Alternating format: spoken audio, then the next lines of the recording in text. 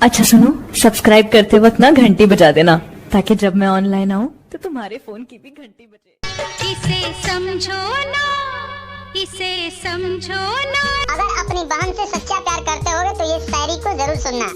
चंदन की लकड़ी फूलों का हार, चंदन की लकड़ी फूलों का हार, अगस्त का महीना सावन का फुहार, भैया की कमाई बहन का प्यार, भैया की कमाई बहन का प्यार, मुबारक हो आपको रक्षा बंधन का त्योहार।